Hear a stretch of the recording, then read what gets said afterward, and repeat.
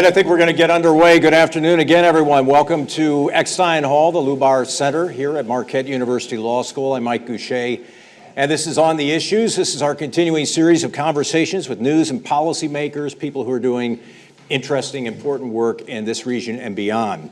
Today, we're going to be talking about U.S. foreign policy in the Trump era. And we are going to be looking at things like international law, international agreements, trade agreements, international institutions, domestic institutions. We'll be talking about all of that in the next hour. To help us with our conversation today, we've assembled a distinguished panel. Ingrid Wuerth is sitting next to me. She is a leading scholar of foreign affairs and public international law. She serves as the Helen Strong Curry Chair in International Law and Director of the International Legal Studies Program at Vanderbilt University. She is doing double duty for us today. As some of you know, she's also giving our Bowdoin Lecture later this afternoon, and we're very appreciative of the generous amount of time that she's giving to the law school today. Welcome. Ryan Scoville is a familiar face around these parts. He is a professor here at the law school who teaches and writes on U.S. foreign relations law and international law. Before coming to Marquette and the law school, Ryan served as the Deputy Attorney General for the state of Idaho. And Robbie Gramer is a reporter who covers the State Department for Foreign Policy magazine. Before that, Robbie worked at the Atlantic Council and was Associate Director of the Transatlantic Security Initiative at the Brent Scowcroft Center on International Security.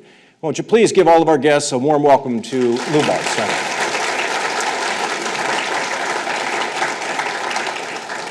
So we have a lot of ground we want to cover today, and I thought I'd begin with sort of a few brief remarks from each of you about what we have seen from the Trump administration so far. And I thought, Ingrid Wuerth, we'll begin with you and contrast it to the way other past administrations have conducted foreign policy. What are the differences? Are there similarities? What have you seen so far? Well, let me thank you for the opportunity to be here. You're welcome. It's a real privilege to be in Milwaukee and participate in this and other events. Wow, the differences between the Trump administration and the Obama administration, it's a broad topic. Let me focus maybe on my area of expertise, which is international law, which is obviously a small subset of foreign policy and foreign policy decisions.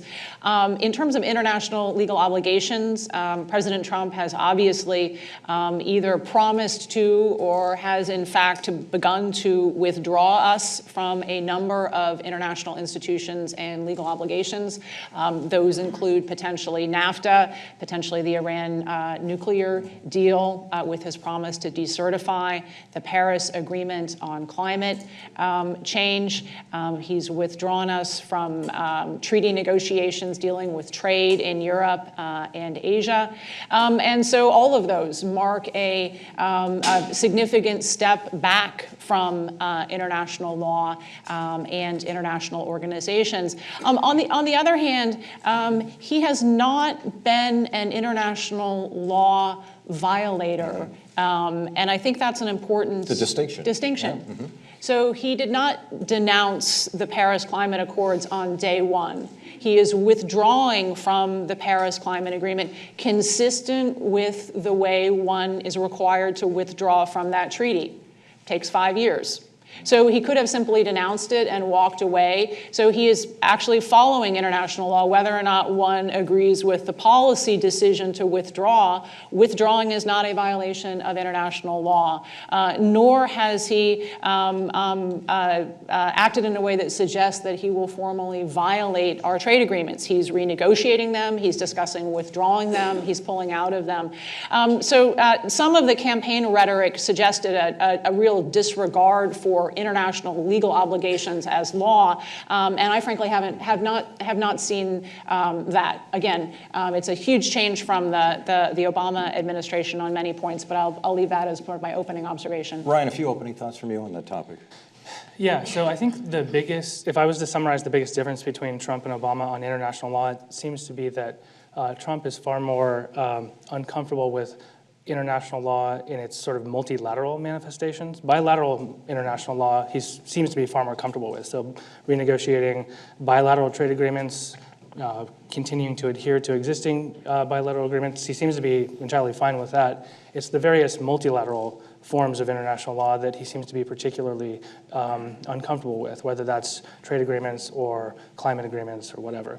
At the same time, I'd also add that while I do agree for the most part that there isn't rampant evidence of violations of international law, there are pretty salient cases where there's at least a good argument that the new administration has violated international law. So the Syria strikes, for example, under traditional understandings of the law of war, states are typically only allowed to attack other states if they're doing so in self-defense, or they've received authorization from the Security Council, or there's consent, and none of those were really present in that particular context. Now, there's arguments about how that aspect of the law is evolving, and that might justify what the administration has done, but I think that at least under a traditional understanding of the international law of war, the Syria missile strike is pretty clearly illegal. We'll come back to that. Actually, we come back to all of these points here in the next hour, but I want to bring Robbie Gramer into this conversation. So you cover the State Department. So give us a sense of what the mission, the foreign policy mission of this administration is. How do they view their role in the world? I think that's a difficult question to answer because they haven't quite defined it themselves yet. And I think the fact that we're 8 months into the administration, that says a lot. I'll talk about some of the trends we have seen so far. There's three big ones that I think are important. First is an overall decline in American diplomacy. The State Department is pretty hollowed out right now. Trump has yet to appoint a lot of key positions, and these are positions that aren't high level or sexy enough or anything like that, but they do the day-to-day slog of diplomacy that we don't see. And they're critically important roles, and none of them have been appointed yet. At the same time, he's really ramped up the role of the military, not only boosting defense spending for the Pentagon and increasing emphasis on the military, but stacking his White House, his National Security Council with a lot of generals in a way that's pretty unprecedented. But at the same time, it's not only that there's a difference between how Obama and Trump operated, but the world in which they both operated have changed. And so there's a lot of increasing instability in the world. There's the obvious problems like Iran, North Korea, Syria. But there's a lot of areas that don't get enough attention that are incredibly important. Libya, Yemen, Venezuela. There's widespread famine across Africa that's going to have a lot of domino effects that we'll be dealing with for the next generation. And then finally, I think there's more competition for global leadership. You're seeing China really step up, both in multilateral institutions, but also unilaterally across the world. You're seeing Russia becoming very militarily involved in the Middle East in a way that we haven't seen since the Cold War era. And you're seeing the European Union sort of try to learn on the job how to be a superpower and stumble around with that. But I also think there's something to be said about the intangibles. You can point to a lot of specifics in how President Obama and President Trump have varied in their policies, but there's this intangible feeling, for better or worse, that there's a drastic change in the Trump era that you haven't seen in Democrat or Republican administrations in the past. And how do you feel that this is being viewed by others around the world? You talked about China wants to step up its role. Do others see this as a void that the U.S. is pulled back and this is now our moment of opportunity? Is that the way it's perceived? I think there's some that see it as a void for other powers to step in. I think there's a lot of fear and consternation, particularly among our European allies who, always saw the U.S. as sort of the security guarantor and in a way, sort of a blank check that the U.S. will always step in to save us, and that's going away now. But with that said, President Trump was elected with a mandate from the American people that maybe we have overstepped our bounds in on the international stage. Maybe we have overstretched ourselves, and maybe we need to draw back. Ingrid Wuerth, I'm wondering if you might talk a little bit about that, because what happened in this country has happened in other places. Brexit was an example of a feeling amongst people that they wanted something a little more drastic. They wanted a different type of government. Is this something that's playing out in other parts of the world, I guess, and that he represents what Trump's doing here? is not perhaps as different as we might want to think it is? Yeah, that's a fascinating question, and one that I think is really essential to understanding where the kind of global legal order is going to go in the next 10 or 15 years. There was certainly the moment of Trump's election following the decision of the UK to initiate Brexit, and there is a global rise in authoritarian governments, which you may or may not want to link to that, but a growing rise in populism. There's been an authoritarian move in governments from China to the Philippines to Turkey to Russia to Venezuela. It's not a great time for democracies right now on a variety of measures, both measured in terms of how many people living in democracies identify it as the best form of government, and also in the number of countries that seem to be deviating from democracy. And obviously there's a sort of a global retrenchment, I think, or rethinking on trade, and a lot of global questions about who actually is benefiting from trade and who is not. And so those questions are far from unique to the United States. To the extent any of this is sort of a blip, right? We can look to the Dutch elections and we can look to the French elections. Those were both kind of widely expected to go very right wing. Neither of those elections did. I'm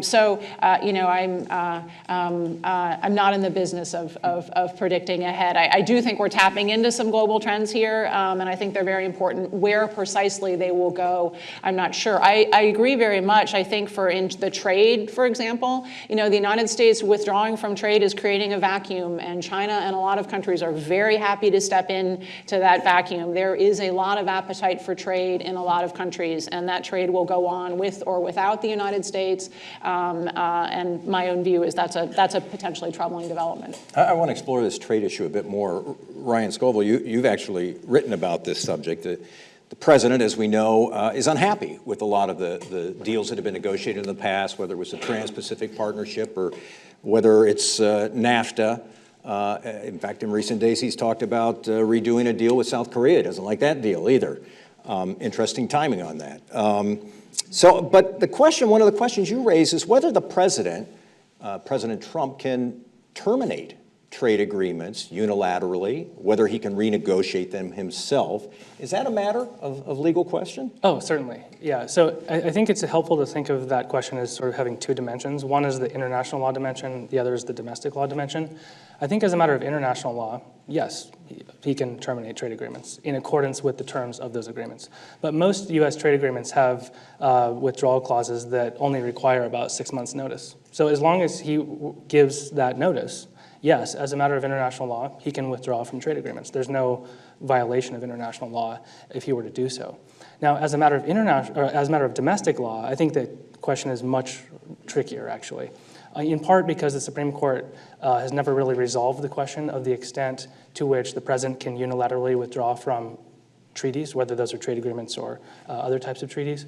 It's sort of treated this as a political question and thus declined to give an answer. The result of that has been that there's basically no case law, and the political branches have sort of fought amongst themselves over who has control over this question of withdrawal. Now, traditionally, at least in modern times, the practice has been for the president to exercise prerogatives to withdraw unilaterally from treaties, even without necessarily the approval of Congress.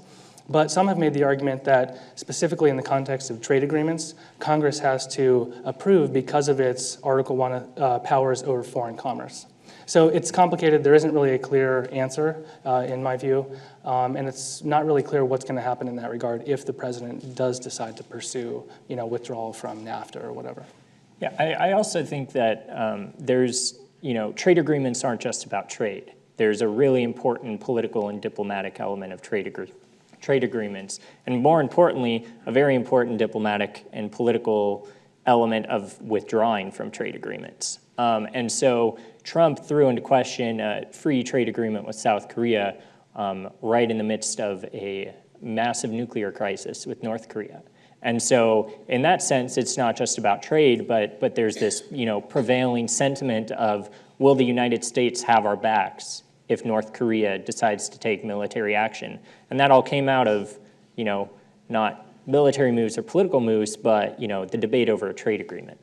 How is that perceived when something like the South Korea situation comes up? How is that perceived by our allies and by others around the world? I mean, South Korea is clearly an important party to the United States, and yet the timing on it is quite fascinating, as you point out. Yeah, and the other thing, because the United States is still the global superpower, despite rising competition from China, our allies in other parts of the world watch that and take note. So, if the United States draws back from its commitments to South Korea, NATO allies might see that. Allies in Latin America or, close partners in Africa might see that and wonder, if this is how, if this is the way that they treat North Korea, what will happen when, a crisis pops up in my neighborhood? Let's talk about the Paris climate change agreement for a moment. And this is fascinating to me because the president made it clear during the campaign and when he was in office that his intention was to withdraw from the agreement. And yet, I think, as we pointed out, it takes a while for that to happen. This is not a simple agreement. What does he hope to get from this? I mean, this is 200 nations are involved in putting this agreement together. How does that work? Ingrid Wuerth, I'll start with you. I mean, what does the U.S. really get out of this if it withdraws? You're right. It's a complex agreement. And the way the Paris Climate Accords work is it is a binding international legal obligation when one enters into the Paris Climate Accords. But the actual emissions target, right, how much CO2 we are allowed to emit, that is a soft goal that one is required by the agreement to set. You must set that goal for your country. But if you don't meet that goal, you actually are not in violation of the Paris Climate Accords. Now, the reporting requirements are binding. There are monitoring and cooperation aspects of the treaty, but it is a very interestingly designed treaty that the point of it is to allow both developing countries and developed countries to make as hard of commitments as possible to reduce greenhouse gases, but we were unable to reach a global agreement on who should reduce by how much. We tried that in Kyoto, it didn't work. So this allows each individual country to actually choose how much they are going to bring their emissions down. And understanding that the agreement works that way really puts a sharp point on this question of what exactly we expect to get by withdrawing from it, because it's not as if we had committed to a hard cap on greenhouse gas emissions that we were potentially going to violate. So having laid out the legal part of it, I'll move on to more tentative grounds, which is what I think the Trump administration hopes to get out of it. My own view is it's tied up in a lot of campaign promises and campaign rhetoric around climate change and about what he promised to do on the campaign trail and about a general skepticism that climate is something that we need to address at all. And if you hold that view, then I suppose there are both political and intellectual reasons to withdraw. Even though the legal obligations, I'm not sure what we get out of it. Again, notice what's going to happen. China has already stepped into this breach. Why? China has enormous domestic reasons to cut greenhouse gases. China has a huge pollution problem.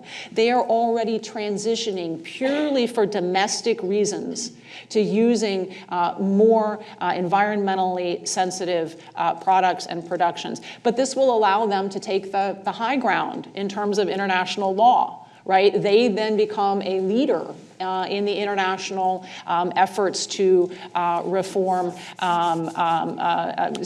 to make progress on climate change. So again, it's a bit of a leadership vacuum then when the United States withdraws. Yeah, just two points on the Paris Agreement. So first, and this alludes back to something that Ingrid said a minute ago, the United States has not actually withdrawn yet from the Paris Agreement. That's an important point to realize.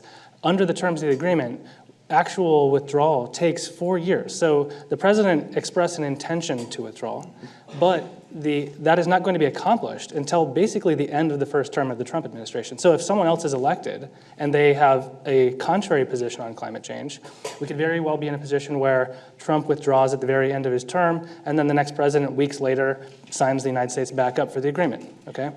The second point is that the Paris Agreement is not the only relevant treaty here. So there's a UN Framework Convention on Climate Change that also imposes obligations on the United States. And interestingly, the Trump administration has not expressed even an intent to withdraw the United States from that agreement. So in my mind, that sort of complicates things a little further even, right? It's not as if the administration is categorically expressing an intent to abandon all climate change treaties. It's just this one, which raises the question of, well, what is this accomplishing then, right? If it's not all of them, if it's only some. Robbie Gramer, I have to ask you this question. Is the administration having any second thoughts on this? I noticed next week the president's going to be in New York. There are going to be some meetings.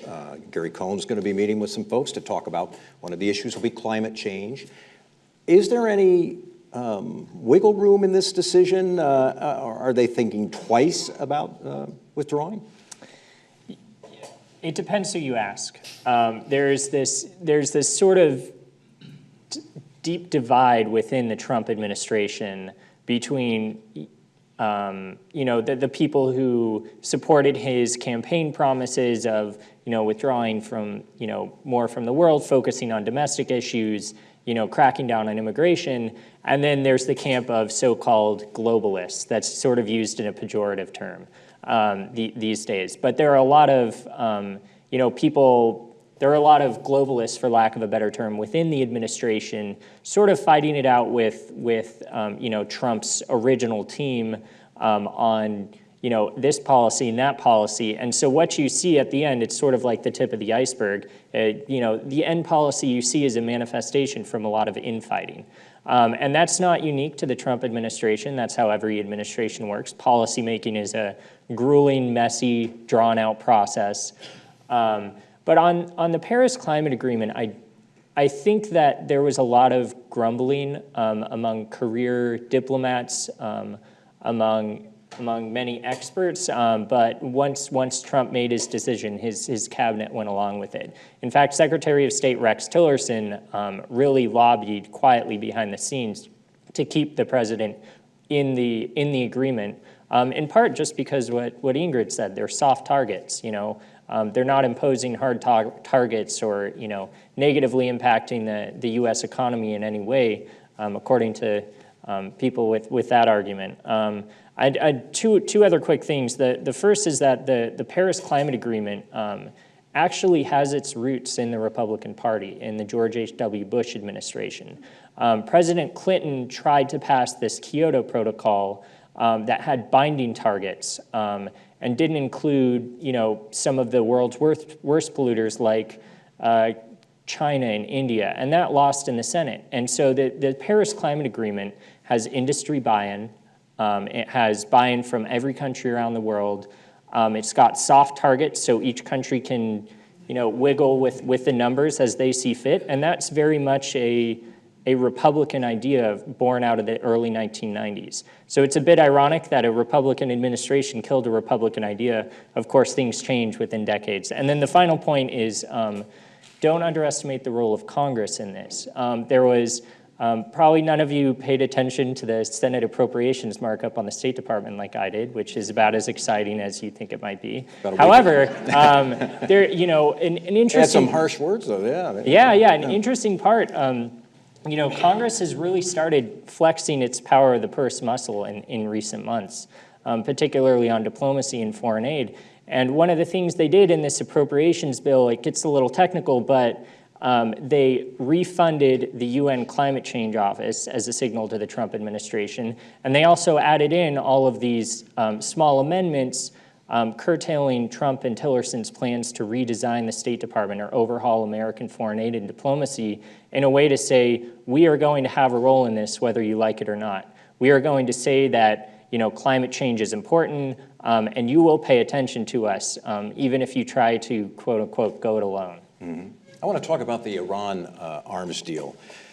Because again, none of these things are simple, actually, as we talk about them. So we have the Iran arms deal, and the president has said that he doesn't think it's a good deal. He thinks it's a bad deal. He's talked about pulling out of that. But this is not just something that President Obama's folks negotiated. This is Russia and China and Great Britain and Germany and France all were part of the negotiations of this deal. If the U.S., and Ingrid, I'll begin with you, if the U.S. were, for some reason, or were able to disengage from this agreement, what happens here? Does it unravel the agreement, or does it still stay in place? Do we know? Is there any way of knowing? Yeah, the complexity of the Iran nuclear deal makes the Paris Climate Accord look like something that you would do in kindergarten. And part of the reason the Iran nuclear deal is structured in such a complex way is because there are a variety of sanctions imposed on Iran. To folks who were listening carefully to what you said, it is the P5, the UN Security Council P5 plus one. Who's the plus one? The plus one is Germany. Germany is not a member of the P5, but Germany is an important leader in terms of European sanctions. So Iran quite reasonably wants general relief from sanctions, and so around the table were the countries that were able to provide that relief. A fair amount of those sanctions were imposed through the UN Security Council. Notice the UN Security Council has played an incredibly important role here with respect to both Korea, North Korea, in terms of its nuclear ambitions, and Iran.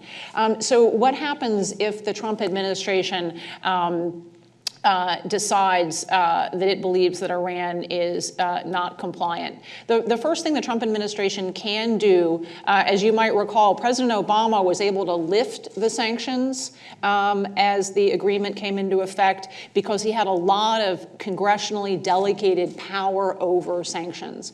So Congress has drafted a large number of statutes which delegate to the president the power to impose sanctions or not. So the Trump administration, without Congress, could in fact reimpose the same set of sanctions that were lifted when the deal went into place. That's been an option that's been available to Trump since he was inaugurated on January 22nd. He has not exercised it.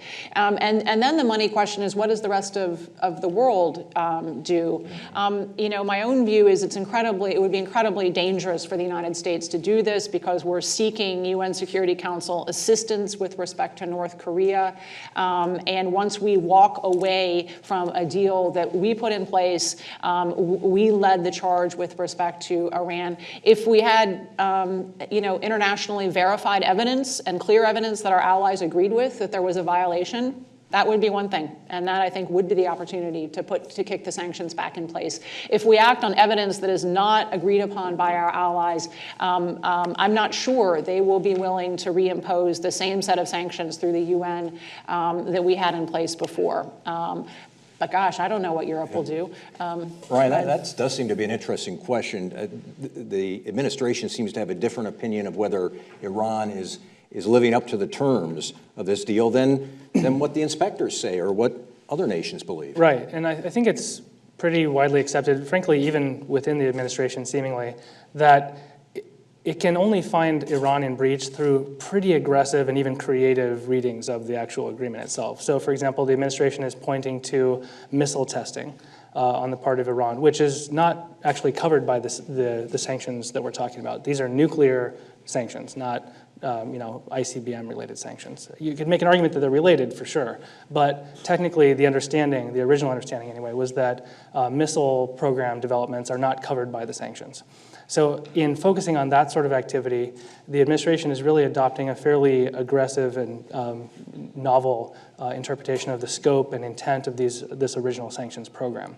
To that extent, I think it's unlikely that the rest of the P5 and Germany are going to go along at all, right? This is a pretty unique approach on the part of the administration. That said, I think that it is pretty clear, at least on the international law side, that the administration could unwind the agreement if it wanted to, right? The process is pretty straightforward. The administration makes a charge that Iran is breaching the agreement. Iran comes to make a defense and explain how it's complying. The United States concludes that it is unpersuaded. At that point, there's a Security Council resolution on whether or not to continue with the suspension of the sanctions. The United States vetoes that, at which point the sanctions snap back into place. and we're back at square one. The hard part, like Ingrid said, is that it's not clear that it's actually doubtful, it seems, that the rest of the key participants are going to go along with that sort of result. Where does this stand with the administration right now? What are they, based on your reporting, what are they likely to do? They are going to try their darndest to find Iran in violation of the deal, whether Iran is in violation of the deal or not. Right. They're going to do some interesting legal gymnastics to make sure that works. The line right now out of the administration is that Iran is in violation of the spirit of the deal, which, obviously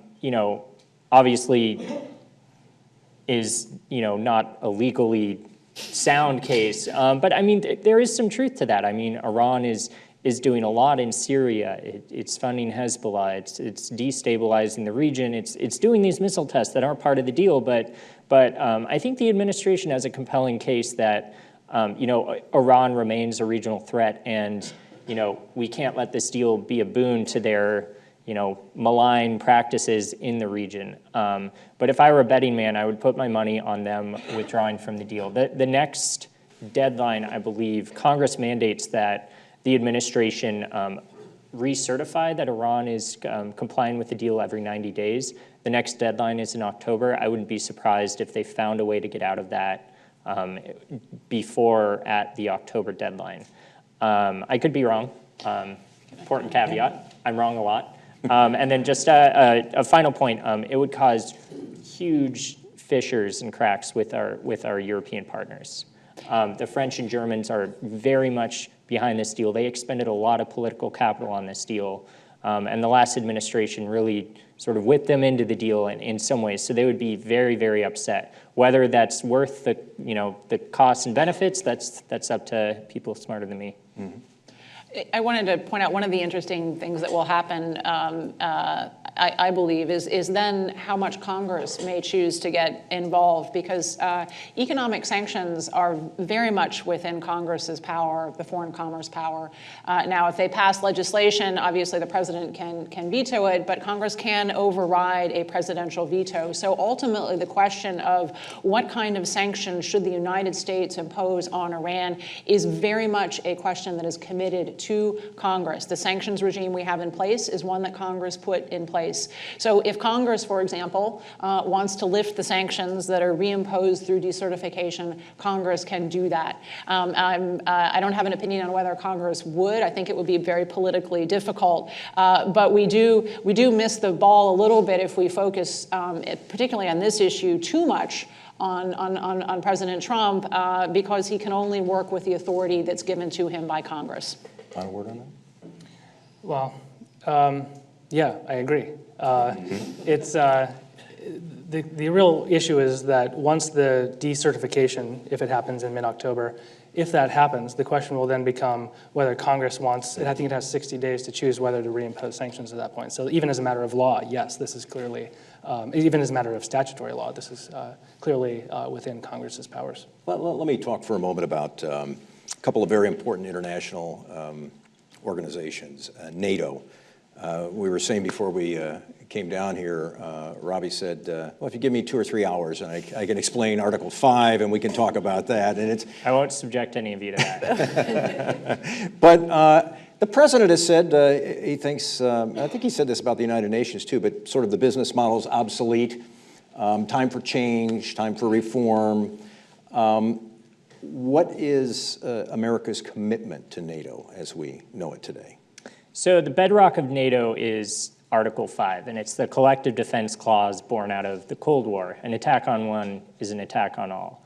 And Trump, during his election campaign, called into question the sole purpose of NATO, and said, "Is NATO obsolete? These Europeans are just free riders," and that. That resonated with a lot of Americans who, we spend a lot of money on defense, and Europe does not spend a lot of money on defense overall.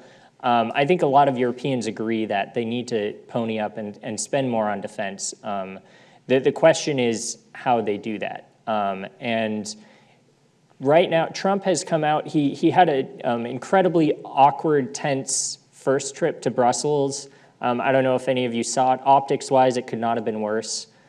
He, at one point, there was a photo op, and the Montenegrin prime minister was standing there. Mm-hmm. Montenegro is the newest member of NATO. It barely survived this attempted botched Russian coup last year that was crazy, and Trump sort of like shoved him aside to go and stand in front of the photo op, and it was just a lot of little weird, tense, awkward moments like that. So sort of missed the first layup. But since then, he's come back and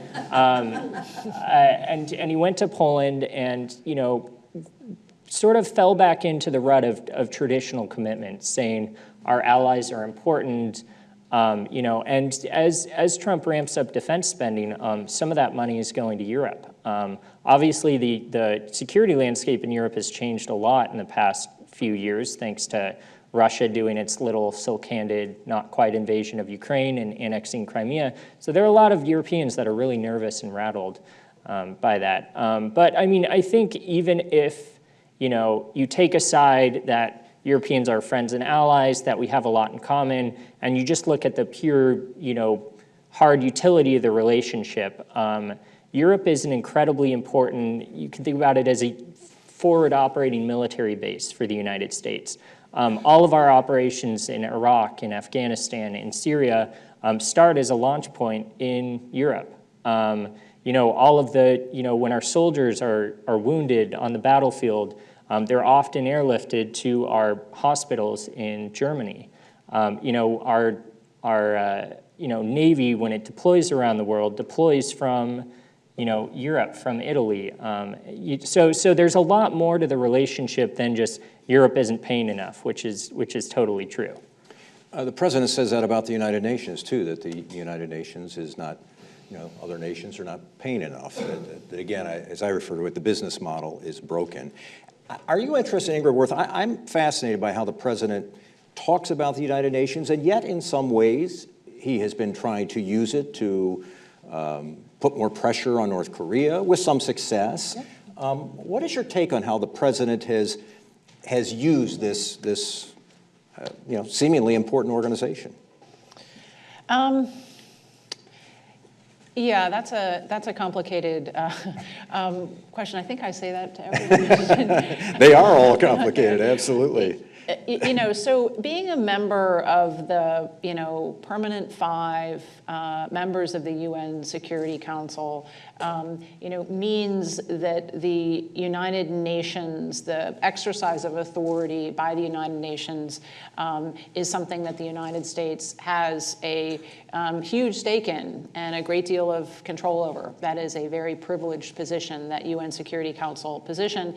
And it is the UN Security Council is, you know, the only part of the UN that can impose binding sanctions, binding legal obligations on other countries.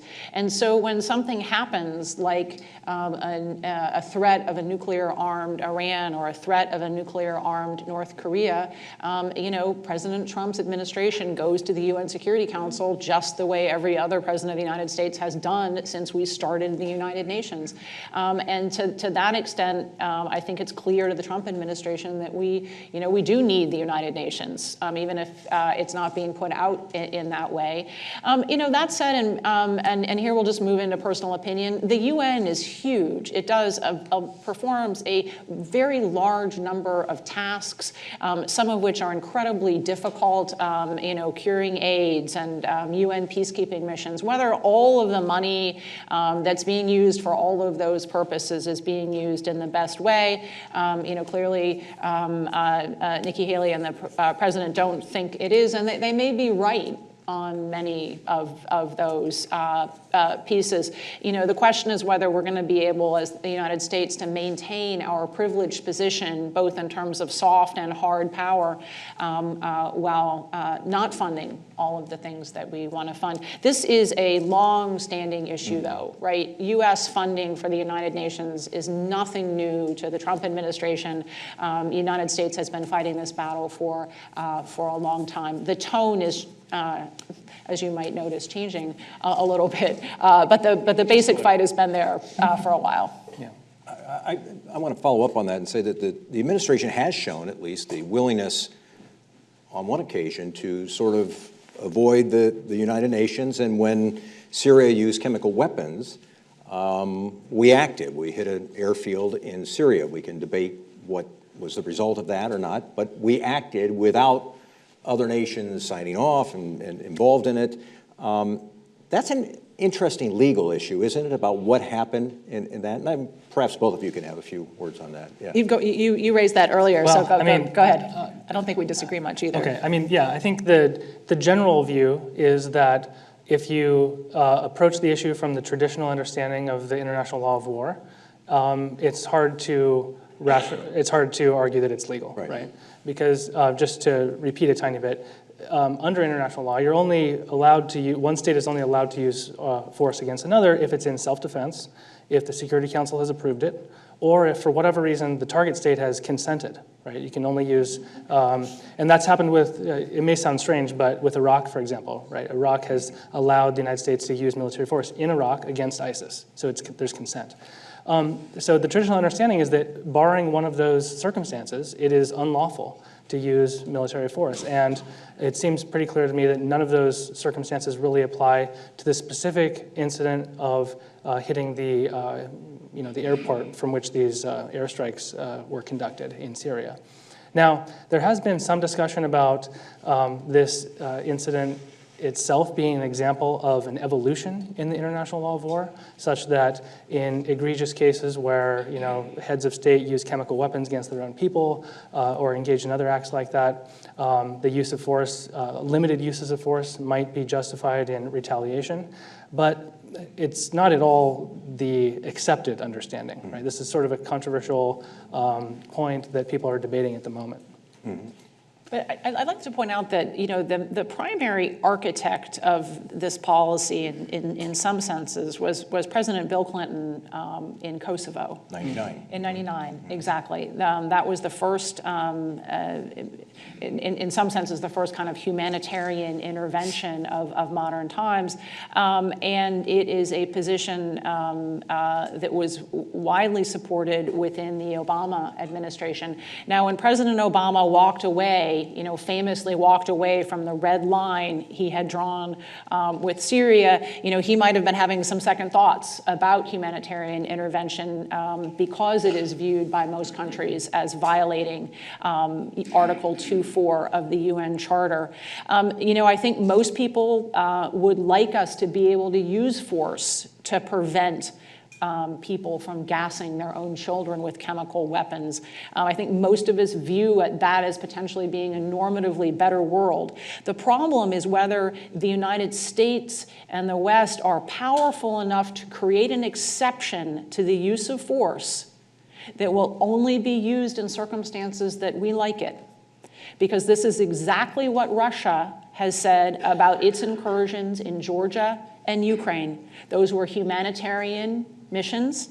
They were designed to protect Russian ethnic minorities from threats of violence and human rights atrocities. Now, we can all perhaps disagree with Russia's factual determination of what was happening on the ground, and we may well be very suspicious of Russian motives, but those arguments played very well to the Russian people, and they played very well to some folks in Europe as well. So, this opens kind of a broad question about what we want to do with international law on the use of force, and here, Trump was really walking in the footsteps of plenty of American presidents who've gone before him. If I can ask you guys, to what extent does international law matter in this case? Because if Trump decides to lob 50 Tomahawk cruise missiles at Syria and he presses the button, then that happens, right? I mean, what international legal confines are there to prevent that from happening, and should there be? Well, as a practical matter, He can push send. Yeah, okay. There's very little that can be done. I think the answer is that it matters as a signal to future actors in Trump's position or Putin's position who are contemplating the legality of similar conduct, insofar as we can reinforce the importance and efficacy of these rules. That might help to discourage repeat behavior in the future, for better or worse, depending on your view of the matter. But yeah, as a practical matter, it seems that enforcement is probably challenging. Right. So international law famously lacks a centralized enforcement mechanism. It's a legal system without its own police force, without its own centralized enforcement. But there are a lot of decentralized enforcement mechanisms. So Russia's incursion, for example, in Ukraine has cost Russia dearly in terms of sanctions imposed by the United States and by Europe. So those are unilateral or regional sanctions imposed to correct a violation of international law. So there are a variety of tools in place, ways to enforce international law that are imperfect. But there's no question, the more powerful members of the UN Security Council decide to bypass the UN Security Council and make legal determinations on their own, the force of law, the meaning that we hope it has, begins to diminish. But it's a great question. How is international law enforced? Let me, what's that? Sorry to interrupt. No, It's just really I interesting. like that. I'm going to take a few questions from the audience now. We've got about 15 minutes left. If you've been to these events before, you know that if you're seated down here in the seating bowl, you press down on the rim, not on the ball. Keep your finger down on the rim. We'll be able to hear your questions. If you're in the back, wait for Ryan, the gentleman in the blue shirt, to come by with a microphone, and he will take your question. Ryan, I'm going to go right over here, the gentleman with the beard in the back. Hi, thanks everyone. Mr. Gramer, you'd mentioned that the Trump administration has neglected to appoint a lot of the kind of mid-level appointees to the State Department that do the kind of everyday work of diplomacy that just kind of happens under the radar. Could you talk a little bit about what the the consequences of that are in kind of practical terms? Because I could imagine someone from a different perspective saying that, so what? The United States tries to do too much in the world anyway. The State Department's too bloated. America first. Why should we care about this anyway? Can you talk a little bit about what the consequences might be for American interests? Yeah, absolutely. I'll give two examples. One is pretty basic. We don't have an Assistant Secretary of State for African Affairs. And the head of the African Union, which is a pretty important post, came into D.C. At Tillerson's invitation, and then somehow along the way the ball got dropped and Tillerson ghosted him. And so he came into D.C. and somehow there was a scheduling accident and the Tillerson's team just never followed up. And so he came to D.C. and waited for a meeting, and no meeting ever happened, and he went home. And so that's pretty awkward, kind of a dumb mistake. But one of these assistant secretaries would say, it's so simple, there is an important person in Washington that you invited to Washington. We need to make sure this meeting gets on your schedule. So there's that. That can just avoid these pretty simple, awkward situations that, frankly, might afflict any new administration when they come in and they're still getting their sea legs. And then, on other issues, I guess I'll use Africa again.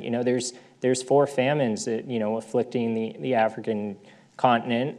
There's a powder keg of a crisis in the Democratic Republic of Congo that, 10 years ago was the scene of somewhere between 5 and 10 million deaths, which is just horrendous. And there's no, assistant secretary in place to go meet with the different sides and say, this is what America thinks. This is why you guys need to, get together and resolve your differences. We'll be the broker from a position of strength, but a neutral position, and help bring about the end of this crisis, or help try to bring about the end of this crisis. And so the vacuum of that, it's the costs are very diffuse, but the input is very acute. The lack of any senior American diplomat, just because we matter in so many ways around the world that not everyone appreciates day to day, can really have a diffuse but negative impact on what's going on in the world. But I think you're right. I'll stop rambling in a second. But there are a lot of every diplomat agrees the State Department is a bloated bureaucracy that needs is in need of managerial reform, as any federal agency is. That's government. But there are still positions that some of those positions might be redundant, but other positions are absolutely crucial. And while the redundant positions haven't been filled, or the less useful positions, the absolutely crucial ones have still not been filled, and that causes a lot of the issues like what I talked about. Right now, there's career diplomats that are sort of acting assistant secretaries of state, but when they go to the negotiating table with other countries, they don't have the mandate. They can't say, President Trump appointed me, the Senate confirmed me, and so here I am, with all of my power, saying what I can say. They're career people who are sort of placeholders and just don't have as much clout. Yes, sir. Yes, I'm an adjunct here in the Econ Department and was a Foreign Service Officer for about 30 years, most recently in Pakistan. Right. And if, to your point earlier, Mr. Gramer, regarding militarization of diplomacy and international aid, I'm wondering, the shifting of civilian authorities and monies from Congress by the appropriators in those markups is started in the late 90s and it's just sort of cascaded. It used to be about 95% of those monies would go to civilian agencies. Now about 70% does, and the rest goes to the Pentagon, to one agency, and the rest goes to AID and the State Department, a number of other civilian agencies. That's where the militarization of foreign assistance happens to come in, and that's the appropriator's fault, as well as an expedient reflection, I think, of the desire on any administration, to sort of get things done. So when is that going to stop? And why shouldn't we? The best uniformed guys I've worked with overseas have oftentimes come to us and said, we're here for 6 months to a year. We need to build a road. That's not our job. We take the hill. We kill people. You guys do negotiations and you do roads and you do health clinics and education and humanitarian assistance for 3 to 5 years. Take the money or at least help us out. And so at the best of times, you coordinate and work well, and the best uniform guys, recognize that. So if there's some reform that's required, that's where it should be. So I guess, will the appropriators start doing their job? Yeah, so I mean, the military has this National Defense Authorization Act, the NDAA, that's passed, that's like the huge, Senate markup of the military budget, and that's where the Senate can say, you need to do this, you need to do that, you need to do X, Y, and Z. And that's always a big deal. The State Department hasn't had its version of the NDAA, like a full version, passed in well over a decade. And so I think that's a really good point. And right now, the chairman of the Senate Foreign Relations Committee, Bob Corker from Tennessee, is really trying to, from the outside looking in, it appears he's trying to whip that committee back into shape and get it back to doing its job. And you're starting to see that now. But you're right, it hasn't happened for a long time. And that's why I think there's also the natural tilt toward the military when the military has transitioned since 2001 from war fighting to war fighting and nation building, where you'll have lieutenants and junior officers attempt to play the role of a USAID worker, a diplomat, just because of the situation they're put into, and that sort of creates this path dependency where, the Pentagon needs aid money to help this one mission, so we'll give the aid money to the Pentagon as opposed to USAID or anything like that. But I think that's a really good point. Other questions? Yes. Push down on the rim there. Yeah, keep your finger down on it. Like that? There you go. Yeah. Okay. I'm concerned about this humanitarian exception, given the possibility for false flag operations.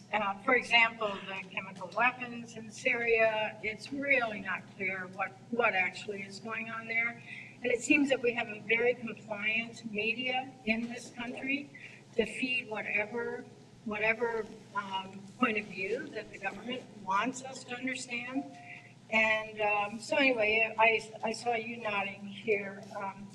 Do you have any comments about that in terms of false flag and being used to drive these kinds of interventions?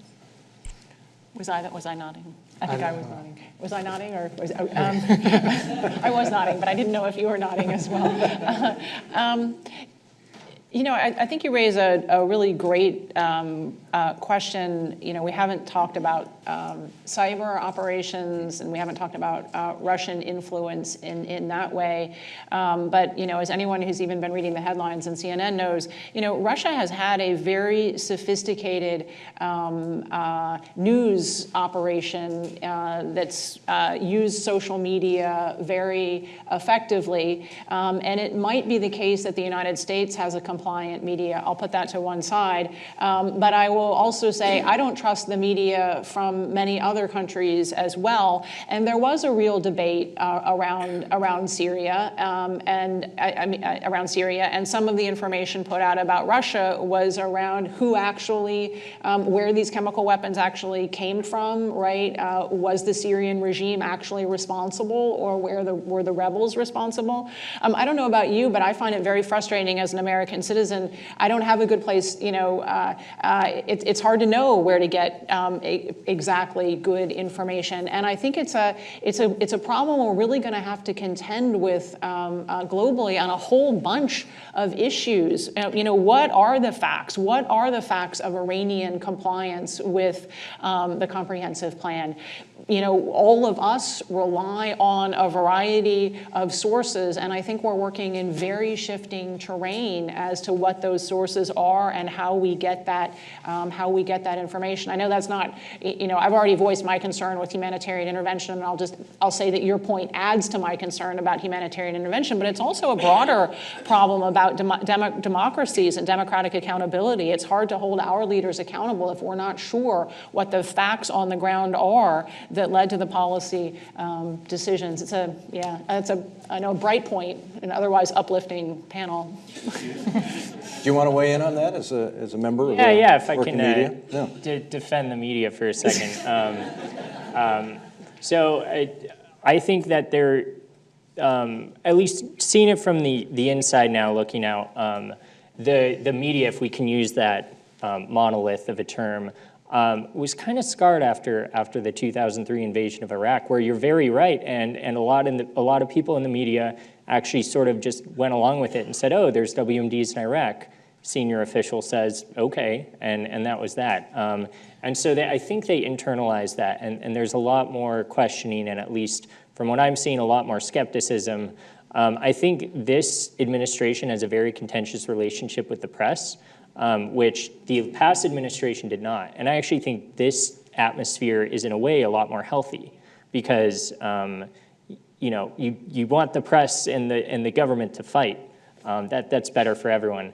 But if you get tired of the 24/7 CNN, MSNBC, Fox News saturation, I do too. I would just say that for every pundit or big figurehead in the media that's sort of spouting off surface level analysis, at the same time there's 3 or 4 people at AP or ProPublica or Reuters doing really hard hitting journalism and really doing a lot of analysis and really digging into the issue. And so I would recommend that you all don't lose faith in the media overall. There's a lot of good reporters out there who really take their job seriously, but I do think it is our responsibility as citizens to seek those out more and try to elevate that type of reporting more than just the 24-hour news coverage of this guy who doesn't really know much arguing and yelling at this person who doesn't really know much. Or simply listening or reading people we agree with. Yeah, and also subscribing to Foreign Policy Magazine. I hear it's great. Well, that's a given. That's a given. We have time for one final question. We'll go over here to the gentleman in the blue shirt. Is there a world court functioning, and is it effective? I'll let you. Well, the answer is yes, there is definitely there are many world courts. There is a preeminent world court in the form of the International Court of Justice, which has been around since the advent of the UN system, and it had a predecessor even before that. And I think it has been largely effective in a lot of areas. So it's routinely used to resolve territorial disputes, and the prevailing and losing parties routinely adhere to the judgments that result from the court's analysis. It issues advisory opinions that carry sort of informal weight in shaping the perceptions of the international community. So I would say, yes, it is effective, at least at times. Obviously, it doesn't have the sort of enforcement authority behind it that a domestic court might, but I think it is substantially effective, even if not 100% of the time.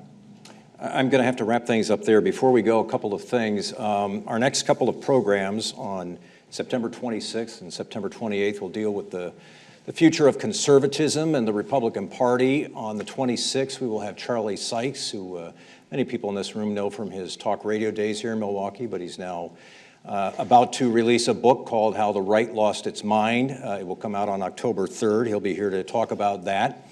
And then 2 days later, we'll hear from Hugh Hewitt, who is a conservative commentator, has a syndicated radio show that's heard around the country, also has a show on MSNBC. He and Charlie, I think, are safe to say, are on somewhat different pages right now in terms of where they think the party is headed. So we'll be talking about that, and that'll be our next couple of events. The Sykes event is sold out. The Hewitt event is almost sold out. If you'd like to watch it, you can go to our website, law.marquette.edu, and the event will be live streamed for you.